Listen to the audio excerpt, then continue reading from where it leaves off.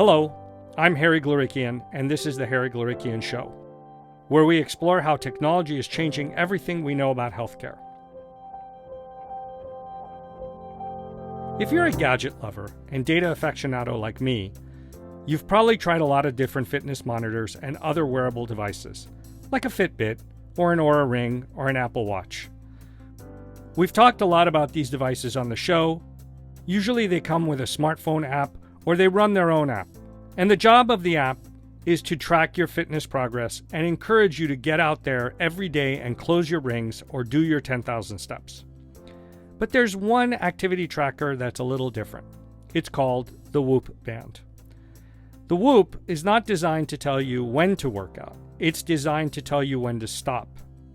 My guest today is Emily Capodilupo. She's the Senior Vice President of Data Science and Research at Whoop, which is based here in Boston. And to explain why the company focuses on measuring what it calls strain, rather than counting steps or calories, she reaches all the way back to the beginning of the company in 2012. That's when founder and CEO Will Ahmed had just finished college at Harvard and was looking back at his experiences on the varsity squash team. I'll let Emily tell the whole story, but basically Will realized that he had often underperformed because he had overtrained, neglecting to give his body time to recover between workouts or between matches.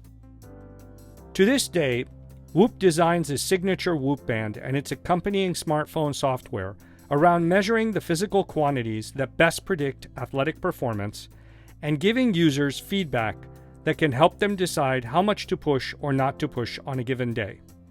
Emily calls the Whoop Band the first wearable that tells you to do less. But it's really all about designing a safe and effective training program and helping users make smart decisions. Meanwhile, the Whoop Band collects so many different forms of data that it can also help detect conditions like atrial fibrillation or even predict when you're about to be diagnosed with COVID-19. But let's be clear, it is not a medical device. But Emily acknowledges that the line between wellness and diagnostics is shifting all the time. And with the rise of telemedicine, which is spreading even faster thanks to the pandemic, she predicts more patients and more doctors will want access to the kinds of health data that the Whoop Band and other trackers collect 24/7.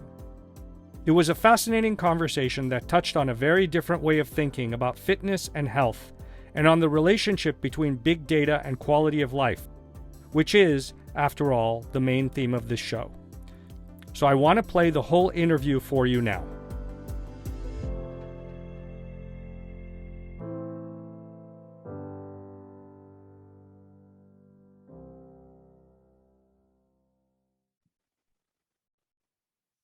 Emily, welcome to the show. Thanks so much for having me.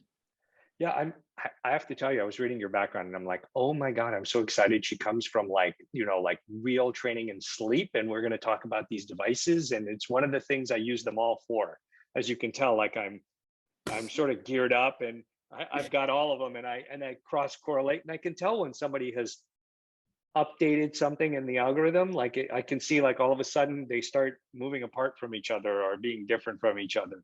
But, for those people who aren't, say, up to speed on the world of fitness monitors, I'd love for you to start, by explaining, say, Whoop's mission, and then maybe talk about different parts of your system, like the Whoop Band, the sensors, the basic capabilities, that sort of stuff. Sure. So Whoop's mission is to unlock human performance. And in a lot of ways, it started out at the beginning, really focused on athletic performance. Our, origin story is very much in preventing overtraining. But as we started to do more and more research, we started to discover that the things that predict athletic performance, at the sort of root physiological level are actually the same things that predict all kinds of performance. So we've seen them predict things like cognitive performance. We've seen them, predict like emotional intelligence and, like how short you are with people, stuff like that, as well as like, how people feel like they're performing at work or in their jobs and their relationships, stuff like that. So while physical importance sort of where a lot of physical performance is where a lot of those algorithms and sort of like our research started, we started to realize that without tweaking any of the algorithms at all, they started to like, be really good predictors of other elements of performance as well. So we've really broadened our mission. It's all about unlocking human performance in the broadest sense possible. And, we do that with this device. Some of the things that we think are really important about our design as it compares to some of the other wearables is that, as you'll see, it's screenless. And we really think about the device just as this itty bitty little bit that slides out from the fabric. And so it's actually capable of being worn almost anywhere on your body. So we have clothing that totally hides it. You can wear it in your underwear, on your bra, on a t-shirt, anything like that, as well as sort of the traditional wearable locations like on your wrist or bicep. And, one of the reasons why we wanted that form factor is we really wanted to collect 24/7 data and be able to get this like complete picture of your body. It actually charges wirelessly, so you don't even have to take it off to charge it. And that allows us to get the most complete picture of what's going on. And so we don't miss like the 2 hours when you take it off to charge, or you don't like charge it overnight and then miss the sleep or anything like that. And so it gives us this like really incredible picture. Kind of one of the other, important differentiators just, in the hardware itself is because we're not powering a screen, we're able to put 100% of the battery into driving the sensors and getting the most accurate signal. And so when you start with the most accurate signal, the most accurate like raw data, you're then able to power better feedback, better coaching, because you're starting with something more reliable. And so we've done a lot on the like coaching side and the algorithm side that other wearables just haven't been able to do. Interesting. So Will, Ahmed, and John, and I'm going to try to pronounce Capodilupo, thank you, started Whoop in 2012, right? Well, John was at Harvard and Will had just graduated, right? So, maybe a little bit about the company's origin story, or that was, if I go back that far, the fitness monitoring market was like in its nascency. Yeah, it was, the Jawbone Up had just come out, the, original Fitbits had just come out. And, not too long after that, the Nike Fuel Band started, which no longer exists. And, if you look at like what wearables were doing at the time, and then of course, there was this other class of wearables that had been around for a little bit, which were like, the Garmin running watches. So the kind of GPS watches that you'd put on for the run, or for a bike ride or whatever it is, it would capture all the GPS data, give you information about your pace, and then you take it off when the run was over. And so you kind of had those like two classes of wearables. We had these like 24/7 like step counters, and then you had the like more intense while you were working out data, but nobody was really bridging those things. But the sort of theme across all wearables, both of those different categories at the time, was this like push harder, more is more, faster is better, just do it, right? All of those kinds of messaging. And we weren't really seeing, at least with the like kind of step counter class of wearables, we weren't seeing any kind of adoption in like elite athletes or even like collegiate athletes, because they didn't really need to be told do more. And actually what happened, sort of the Whoop origin story, is, Will was captain of the Harvard squash team. And when he got named captain, he sort of committed that, I'm the captain, I should work harder than everybody else. That's what like a leader does. And he worked so hard that he overtrained, really burnt himself out, and like did really poorly. And he had this moment of like, I'm on a Division I school, one of like the fanciest, squash programs that there is. How come nobody knew I was overtraining and like told me to stop? And like, who knew that this was a thing? Like, I always thought that if I worked harder, I'd get better. And actually you can work too hard, and working too hard is bad. And he found that like everybody on his team was really motivated to work hard and sort of motivating each other to work harder. And they didn't have that like balancing voice of like, oh, I should take a rest day and like sit out, even though like my teammates are practicing. That would have felt like very uncomfortable and like not being a team player or something like that. But he started digging into the data, and it really did show that like actually like when you need a rest day, you will be stronger for having taken the rest day than you will be for like manning up and pushing through. And so, he really set out to create the first wearable that was going to tell you to do less. It's very countercultural in that moment, but he was trying to address kind of the highly motivated market that needed almost like permission to pull back and to like be told what their limits were. And so from day one, we were really focused on like, how can we create a recovery score that's going to tell you like you're better off resting today than you are like doing this program, or that like, coach could use and see the data and say, okay, these 4 players, they're going to do an extra set or an extra drill or whatever it is. And these 4 players, they're actually going to stop 20 minutes early and, go sit in the sauna or stretch or whatever it is.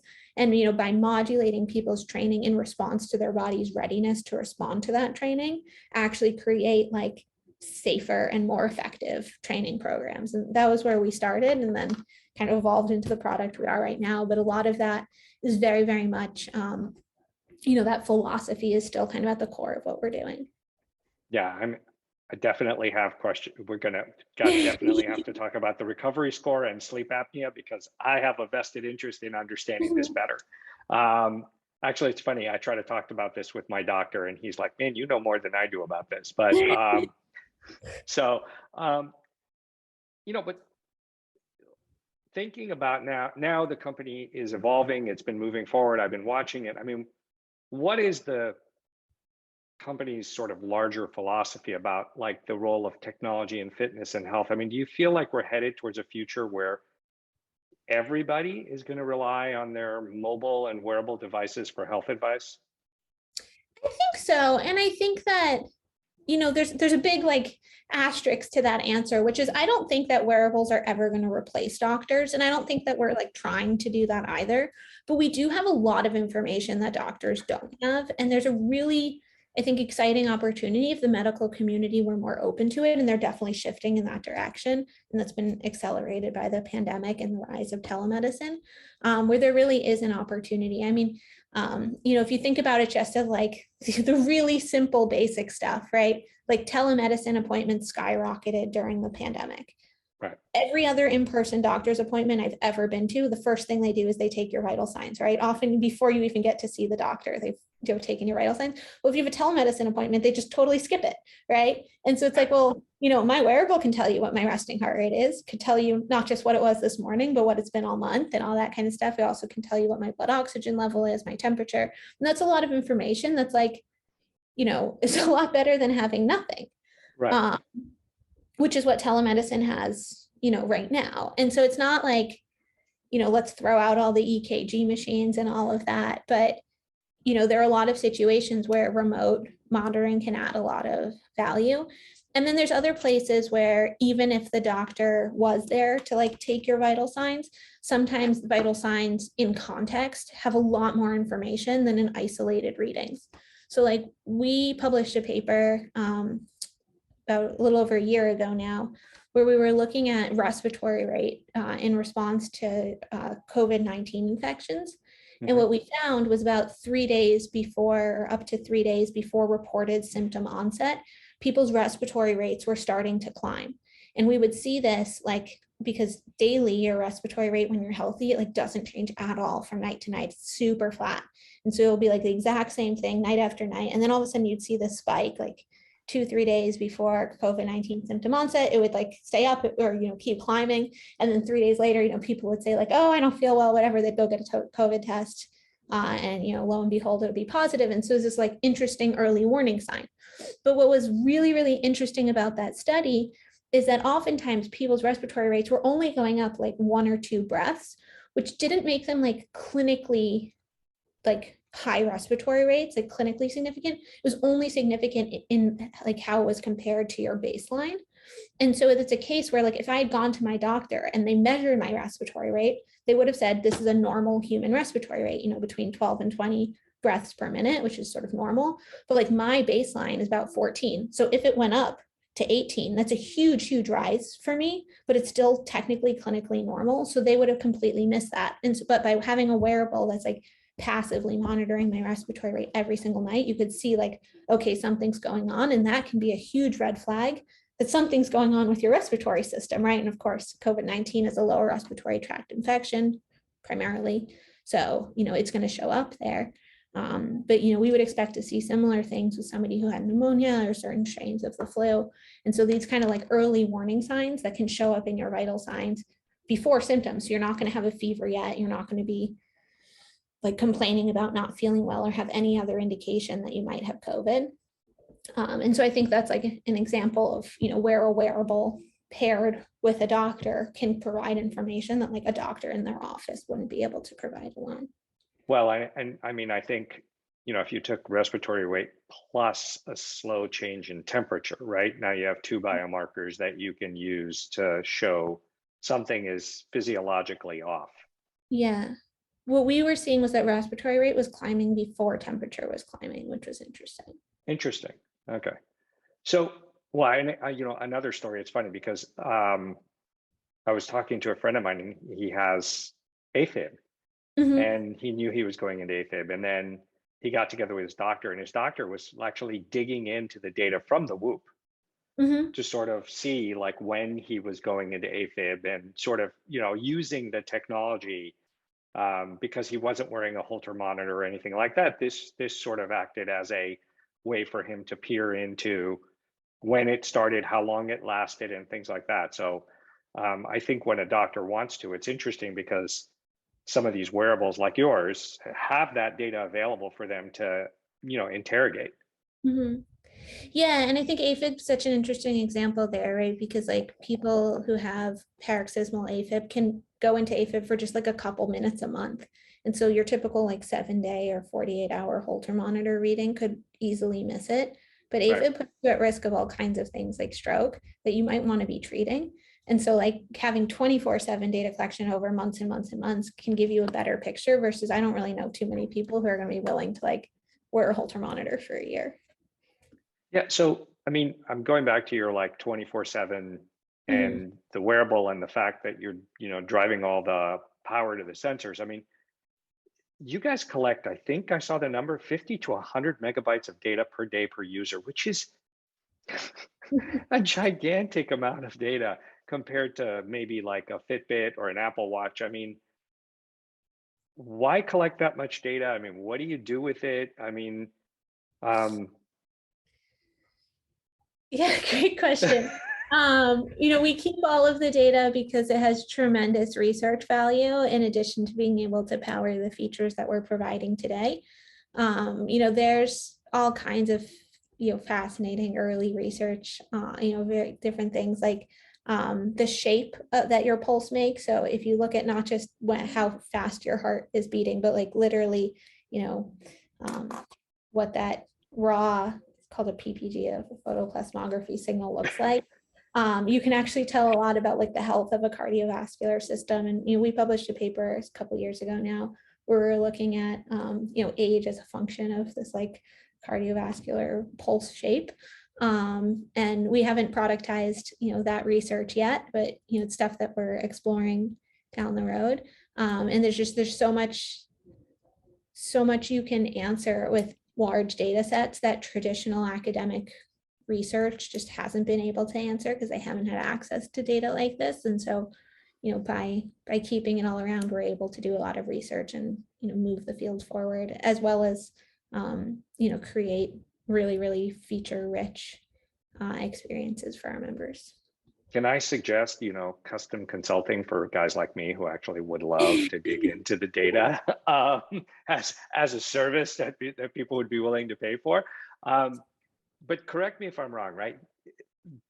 The Whoop doesn't really detect when I'm exercising, right? I've got to tell it No, it does. when I'm exercising. We detect when you're working out. Because it seems like it's more accurate when I push the button first and it starts rather than wait for it to, like if I'm about to start a weightlifting session, Mhm. it's more accurate when I push the button than when I wait for it to tell I'm doing something. Yeah, well, with certain activities, it's hard to get the exact start times right. And, different people have different attitudes about things like warm-ups and cool downs and if they should be included. So if you do have like a strong preference about whether or not you want those included, we do give people the opportunity to manually trim the bounds of their workouts or to just start and stop them manually. But we do detect any activity with a strain above an 8 that lasts at least 15 minutes will get automatically detected. Okay. And by the way, I love the fact that you guys integrated with the Apple Watch because when I go on my treadmill, it automatically connects to the watch and then tracks the whole thing and then ports the info. That's great. That is fantastic as an opportunity. But how do you think about Whoop versus any of the competitive technologies? And I'll tell you why I say that. When people say, "Well, what do you see as the difference?" I'm like, this is more of the Apple Watch is more of what I think of as an data aggregation device in a sense, because it's sort of taking all sorts of stuff. The Whoop I think of almost like a coach in a sense, as opposed to it's pulling in data and pushing it out to different apps and I can do different things with it. So I don't want to misrepresent how you might frame it, but that's sort of how I think about it. No, I think that's totally spot on. I think that we have a very strong stance around not showing or generating data that we can't tell you what to do with it. And so, we really want to be like, your coach or your trainer, or, at a minimum, like, your workout buddy kind of thing, where it's somebody that or something you can kind of look to understand, am I reaching my goals? What are the things that are helping and hurting me? And sort of how do I then like make changes to go forward? I think one of the, like biggest examples here is we've been very much like countercultural in not counting steps. And we've been asked a lot by our members, like, why don't you count steps? It's not actually that hard. It's not because we haven't figured out how to do it. It's that we actually don't think that they're valuable. Steps count the same if you run them or walk them, if you walk them upstairs or flat, and you don't get any steps if you swim for a mile, and you certainly don't get any steps if you're wheelchair bound. And we didn't like any of those constraints. They didn't really make sense to us as a metric. And we also really didn't like this kind of arbitrary, like everybody needs 10,000 steps. Well, is that true if I'm 90 versus 19? Is that true if I ran a marathon yesterday? Should I still be trying to get 10,000 steps today? Is it different if I've been sitting on the couch for 3 days? And so we came up with this metric of strain, where instead of being an external metric, like steps are sort of something that you did, and you can count them and it's objective. We wanted an internal metric where it's like, how did your body respond to that thing that you did, and how much load did you take as a function of what you're capable of? And so sort of what strain does, that's very much like in opposition to what steps does, is they're internally normalized to reflect like, if I ran, versus walked those steps, if I ran versus, my brother ran and he's, more fit than I am, or, if I do a 2-mile run this weekend and then I train a whole bunch and get more fit and then do the same 2-mile run, 6 months from now, I should actually get a lower strain when I do it when I'm more fit than I did when I did it this weekend. Like all of a sudden strain becomes this very rich thing because it has this like natural comparison where like, a higher strain actually means something objectively, both within and across people, than a lower strain does. Whereas that's not really true with steps, right? I could walk fewer steps than you, but have done them up a mountain. And so have actually like put a lot more strain on my body than, if I'd done the same number as you, but like flat pacing around my kitchen while eating snacks and making dinner or something like that. Yeah, well, actually, there was an interesting paper that it was a sort of a study that brought in all sorts of studies to show that, at an older age, you actually, you need less steps and it has a difference in mortality. And, whether if you're younger, then you want a higher level of steps. And that, but so it was a good paper. I'll send you the reference later. Cool. But, the interesting thing about strain is, and this is the good part about the body and the bad part about the body is, in a sense, is, it optimizes itself, right? And so if you want to get the same strain goal and you're fit, you really have to, at some point I'm like, I look at, if I had an incredible night, which is rare, and it's really in the green, I'm like, I'm never going to hit that. Like I'm going to have to run 10 miles to hit that goal. So, I try to like get out and lift that day, maybe get a run in, then get a walk in. And I'm still, when you can't hit that high mark, if Mhm. you're actually in shape. When you're not in shape, sort of, you can get there a little bit easier because your Mhm. body has optimized itself in a sense, Mhm. which is great, I guess. But when you're holding yourself up to that number, you're like, oh my God, I'm never going to hit that number. Yeah, I mean, it's super interesting how the human body works, right? There's almost like this weird kindness in how we work, where it's like easier and more fun to make progress when you're brand new and starting out, and it's harder to make progress, the better you are. I mean, it's an efficient machine. It has to optimize itself, right? So again, you were saying no display, no interface. All the information happens on, the associated device, the phone. Mhm. And I mean, you mentioned some of the pros and cons, but are there any other that I haven't asked? Or, I know that at some point it pings me and says like, you need to connect because it's been some time between connections. So is there an offloading time frame that it needs to? No, it can store up to 3 days of data on the device itself. Oh, interesting. Okay. Yeah, so if you like went camping for the weekend or something and didn't have internet, we would just store the data locally and then transmit it all when you got back. But it tries to, transmit the data more or less constantly throughout the day. What it's pinging you about is not that you're in any way in danger of losing the data, but just that, you're behind. And so you might be missing any kind of analysis or getting credit for your strains. We want to make sure you're up to date so that if you want to look at your data from the day, you would have access to it. Here's a question. Like, would it ever make sense to make a Whoop app for the Apple Watch, or is the device sort of inextricably linked to the app? Yeah, I mean, there's a lot of good reasons to think about something like that, right? You could make it a lot more affordable if you didn't tie it to hardware. Right now, we believe that we have, the best hardware on the market, but there's sort of valid pushback that some people are willing to settle for something less than best in order to only wear one thing, and they want to wear their Apple Watch because they like the phone call notifications and the texting and email and all that kind of stuff. There's a lot of great features that Apple has that we don't, and certainly not trying to hate on the competitors at all. But I think the way we kind of think about what we've done is like, if Apple Watch does a lot of little things at like a relatively shallow depth, so it's like a lot of coverage, we do, a small subset of those things, but we do them very, very, very well. And so by not doing things like putting on a screen and letting you text and all of those things, we're able to have, all of the power of the device drive towards getting the most accurate signal data. And so we are sampling the heart rate, more frequently than Apple is.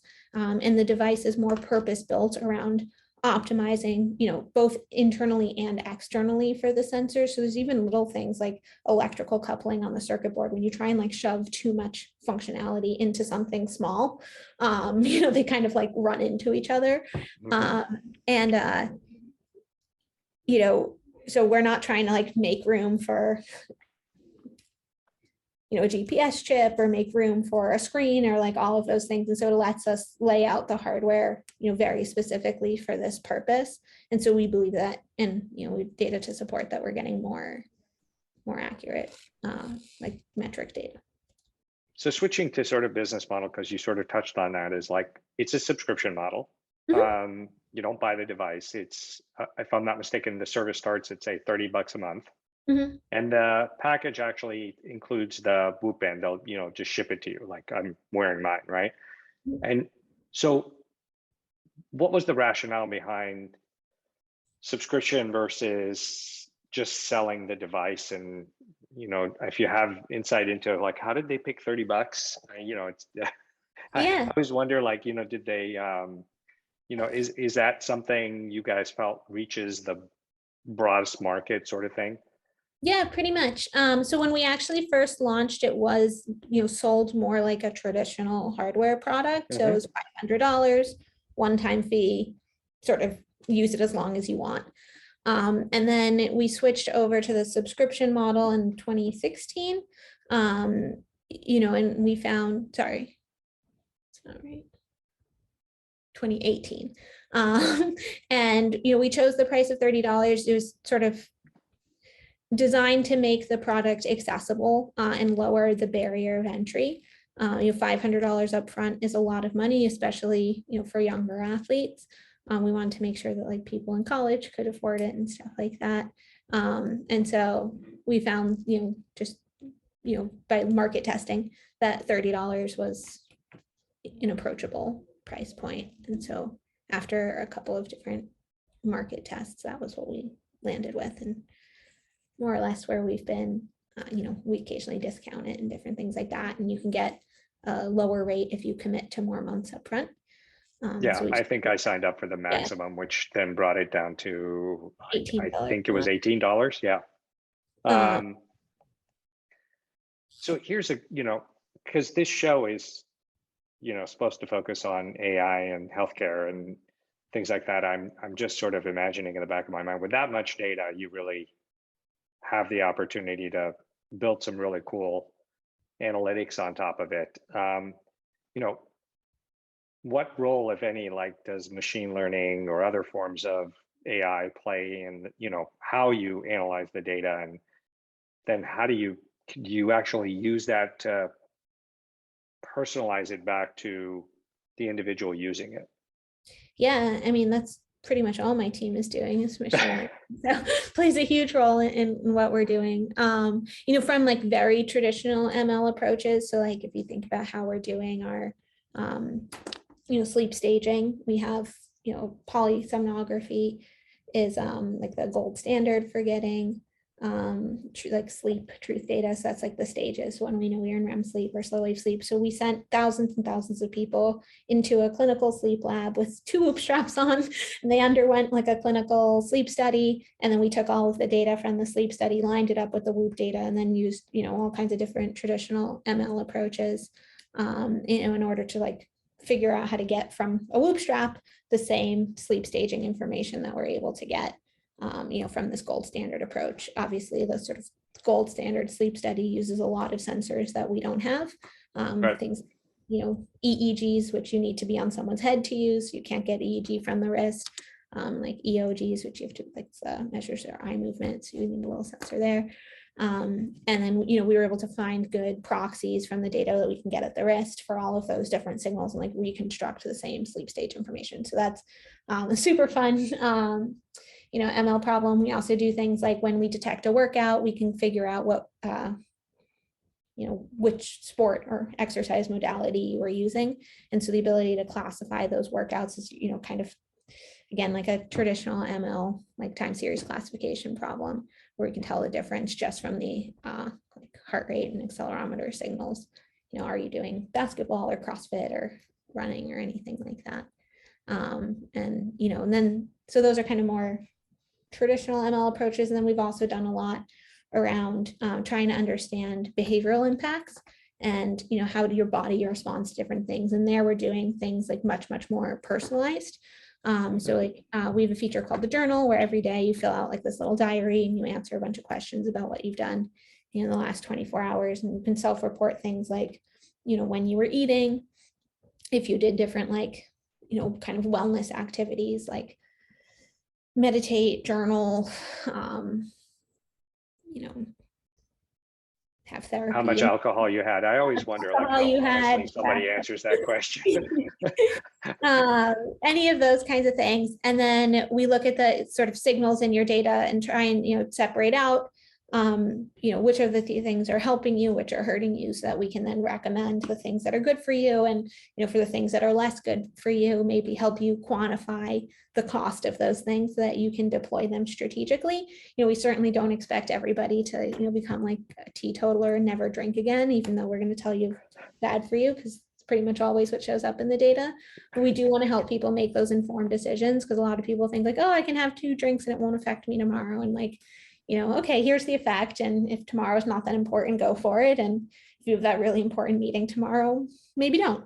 We're not trying to, kill all the fun by any means, but we do want to make sure that people are empowered by data to know, understand what they're doing to their body and then make decisions accordingly.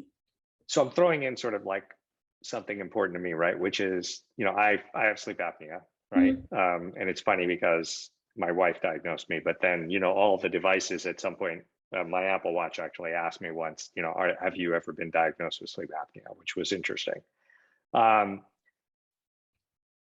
I've noticed like the recovery number, if I don't wear my CPAP, my recovery number tends to be much higher than if I do wear my CPAP. And I always wonder, is the positive air pressure cause a difference in how much your heart actually rests or not? Because it is pushing, it is positive air pressure on you all the time. So even in between apneas, you don't really maybe not rest as much. And I'm wondering if you have any insight on that.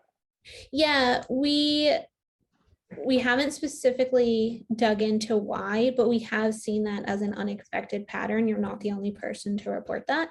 It's something on the to-do list to better understand what's going on there. I think your theory is, a valid one. We haven't verified or ruled it out yet, but I think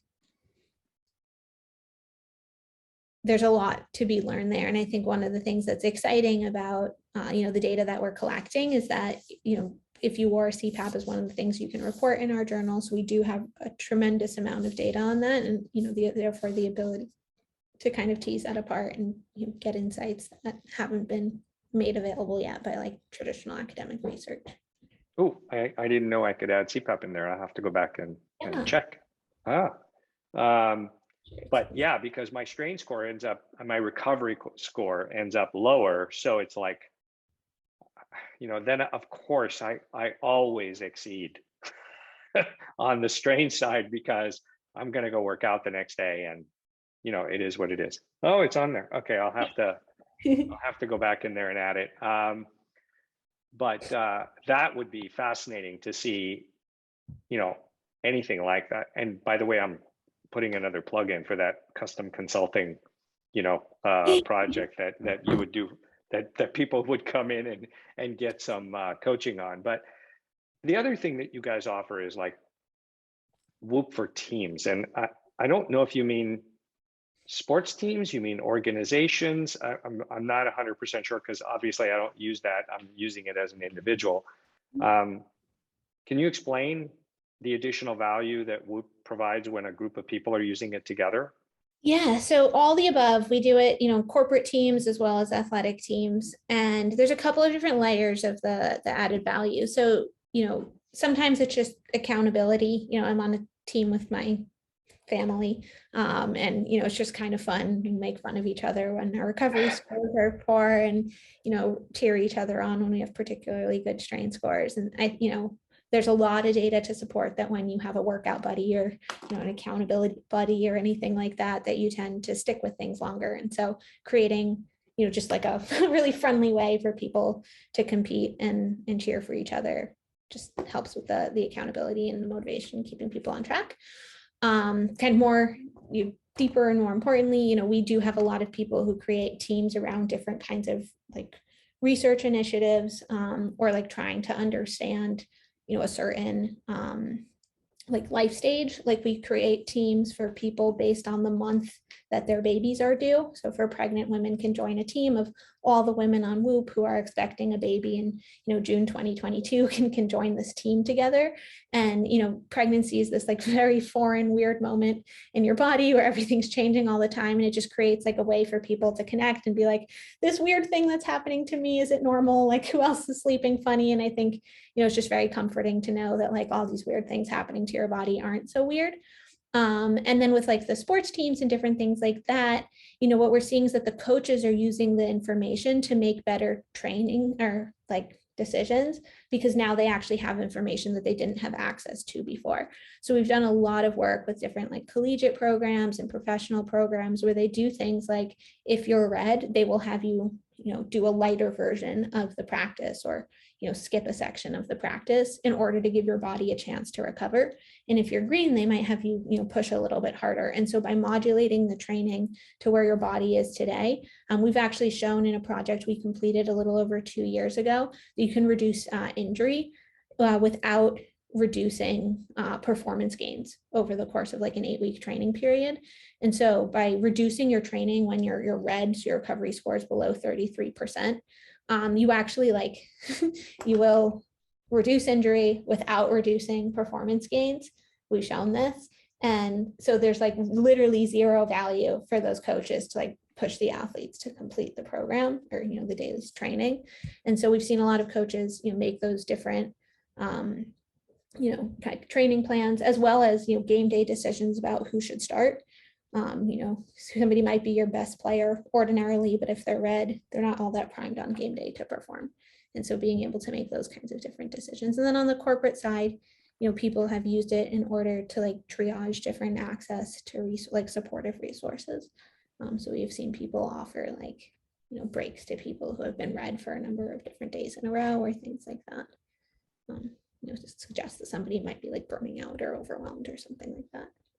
Yeah, well, interesting. And, you know, like I keep thinking about myself because I'm in the red more than in the green, that's for sure. Just, and I think it's because of my CPAP and sleep apnea than it is a true representation. Although my heart may be not resting as well, I think there's an anomaly because of the machine that is causing it, as opposed to if I didn't use it, sort of thing, would I rest more? But I love, if you ever have information on that, I would eat it up. But okay, so everywhere it states is not a medical device, is not intended to diagnose, monitor any disease or medical condition, right? Correct. What's the line in your mind between, say, a fitness monitor and a medical device? Because I always think that line is getting, because you guys and others, like you guys have so much data. The level of insight that I've seen when I've gone into some of these is crazy. So what is that line in your mind? Yeah, I mean, I think that there's, you know, it's always been the case that technology moves faster than the law. And so like, you know, I think a lot of these things are going to shift as the technology is going to force them to shift. But, you know, like you said, we have a lot of data that's quite similar. The official line is what the FDA says is the line. And the FDA has carved out this like space that they've, you know, they've called this wellness devices. They've sort of reserved the right to change their mind at any time, and we very much expect them to. But Whoop falls into their definition of what a wellness device is, not a medical device, which is why, you know, we can say things like, you know, this is your heart rate, but we can't say, because then you would cross into a medical device, like your heart rate is healthy, your heart rate is unhealthy, right? You can't give those kinds of, any kind of diagnoses or any kind of like, you will prevent a heart attack if you do these things. Or something like that. So we have to keep the recommendations a bit more general, a little bit more vague, in order to not like cross over into that regulated health space. One of the things that we're seeing is interesting is that there's been a movement in wearables to get these like SAMD clearances. So it's like software as a medical device, where pieces of wearables, you know, different features or different algorithms do end up going through an FDA process and getting clearance to make certain claims in different settings. And I think that that's going to really accelerate over the next couple of years. These are very long processes. And then the line's going to get more and more blurry, because you're going to have this like hybrid consumer medical device, which is something that, you know, until a couple of years ago, we really didn't have. There was like, you know, step counters and GPS watches, and they were over here. And then there was like medical stuff that like didn't look cool and wasn't comfortable or easy to use and like was very, very expensive, and it was all over here. And now we're seeing them kind of, you know, come into the middle, where, you know, more and more the medical stuff cares about being, you know, like all the human factors, like that it's comfortable to use and that people want to wear it and they can get good compliance. And the like wellness devices are finding more and more applications for their data in the healthcare space. So I think, you know, a lot of it's going to come down to like what doctors end up getting trained on. You know, if they're willing to look at this data, if they have any clue how to use it, you know, sort of by being in the medical world and, you know, science training their whole lives, you know, a lot of them just don't have the education and training to understand big data and to understand technology in like that way. So they're not being trained on how to like make use of the data or how to apply it. And I think that that's something that might change, the next couple decades.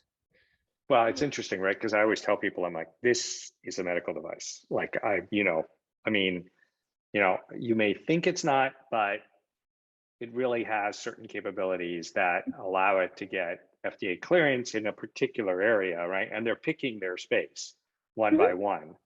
But the amount of data that, you guys pick up on all of these devices, I mean, we've seen atrial fibrillation. I'm sure that, tachycardia shows up on there. There's different things that because it's 24/7, it's looking, right? Mhm. And it's monitoring, and it's got multiple sensors, which you can now cross correlate. There's so much insight that comes from this that I would almost love to encourage the companies to think about moving down this road, because I think it would be so helpful to patients. But jumping to a different thing. So how do you guys define success, for Whoop, right? If you hit all your product and sales goals, and for the next, say, 2 to 5 years, like what does success look like for the organization? Yeah, I mean, I'll let the finance team worry about the sales goals and different things like that. But I mean, for me and my team, like what success really comes down to is like, can we help people make actually better decisions? I think like a lot of the first generation of wearables, like it was this stream of fun facts. And we're all obsessed with ourselves, right? Like humans are sort of naturally narcissists, at least to a certain extent. Like, so it's like fun to be like, ooh, I slept for 7 hours, or like, ooh, I ran a mile. But it's like kind of, you maybe already knew that, right? And I think like what we're trying to do, and like where we see a lot of success, is can we tell you something that you don't know? And can we convince you that you should do something about it? And then can we make you like realize like, oh wow, this like incredible thing happened and I feel so much better. And like the features that we get the most excited about, or like the sort of user stories, are not like, wow, it's like so much fun to see my sleep data, or like, this was fun. But like when we released our paper showing like this respiratory rate spike, sort of predicted, or often preceded COVID symptom onset, and therefore COVID infection. The paper came out, it was like right before Thanksgiving, and we saw so many people tell us that like because they had a respiratory rate spike, they didn't go home for Thanksgiving, or they didn't travel, and then like they tested positive a few days later, and they were like, my grandma was at Thanksgiving, or like my uncle who's in his 80s, or stuff like that. And those kind of moments where it's like, we educated you, we showed you this vital sign that like you never would have felt anything, you didn't know you were sick, you weren't feeling bad, it's not like you went to go get a test because you weren't feeling good, like you just saw this in your Whoop data, and you're like, you know what, I'm going to stay home and not risk like seeing grandma because Whoop said so, right? And then like who knows how many like COVID infections didn't happen, and like what kind of role we played there. And like it was probably like the most meaningful thing like we did that year. And we did a lot of other cool stuff, but like, to think that by helping people notice that pattern, like potentially they saved a relative's life, and all the like crappy things that would happen if like you thought you were responsible for killing your grandma, right? How much that ruins your own life as well. I think like we just get really excited about that. And one of the features that we released is last year, was we were looking at how your reproductive hormones as part of your menstrual cycle affect your ability to respond to training. And I was an athlete my whole life. I was a gymnast like before I could walk, and like nobody asked me a single time when my last period was, or anything like that. That was just totally not part of like the coach athlete relationship. But we know that like your ability to put on muscle and your ability to recover from training is totally different during like the follicular phase, first half of your menstrual cycle, than it is during the luteal phase, which is the second half. And if we modulate your training so that you're training more during the first half of the cycle than the second half, you can like way more efficiently build muscle and strength, have fewer injuries, make more efficient gains.